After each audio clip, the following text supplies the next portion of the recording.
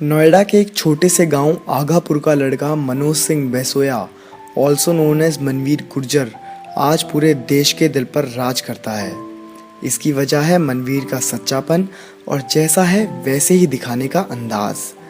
मनवीर का जन्म 13 जून 1987 में हुआ। मनवीर बचपन से ही पढ़ाई में ज़्यादा इंटरेस्टेड नहीं थे। मनवीर स्कूल में बहुत मस्त मौला रहते थे और फिर बाद में पढ़ाई में मन ना लगने की वजह से उन्होंने सिर्फ 7वीं क्लास तक पढ़ाई करी और फिर स्कूल छोड़ दिया।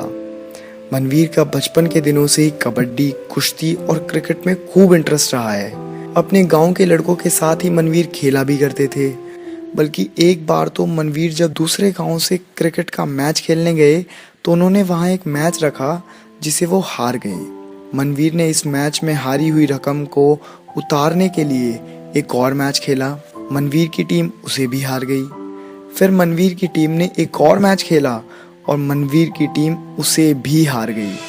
ये मैचेस 11,000, 15,000 और 25,000 के थे।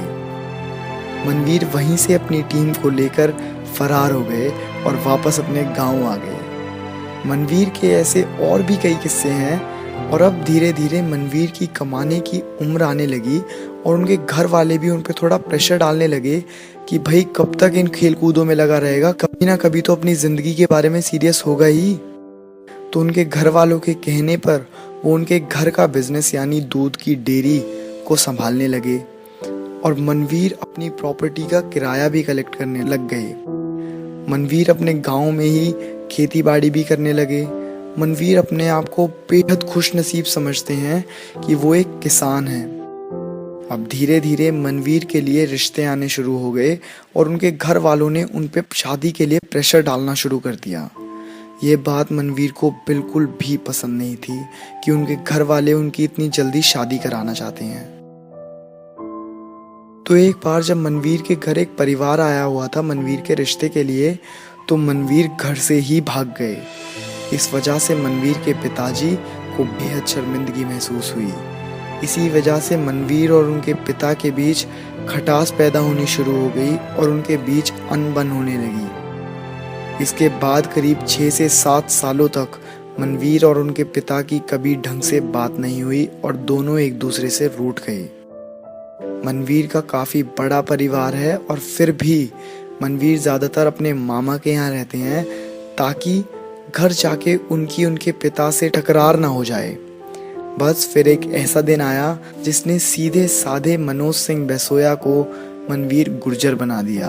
ये दिन वो था जब मनवीर को पता चला कि इस बार कॉमनर्स भी बिग बॉस के घर में आ सकते हैं। तो बस घर जाते ही मनवीर ने अपने भतीजे को बुलाया और कहा कि तू मेरी एक वीडियो शूट कर और देखते हैं अगर लक हुआ तो चले जाएंगे बिग बॉस में, वरना तो कोई प्रॉब्लम ही नहीं है। फिर मनवीर के कई बार ऑडिशंस और सिलेक्शंस में पास होने के बाद उन्हें फाइनली बोल दिया गया कि आप बिग बॉस सीज़न 10 के कंटेस्टेंट हैं और कॉमनर्स को रिप्रेजेंट करेंगे। उसके बाद जो मनवीर ने बिग बॉस के घर में अपना कमाल दिखाया है वो तो हम सभी के सामने है।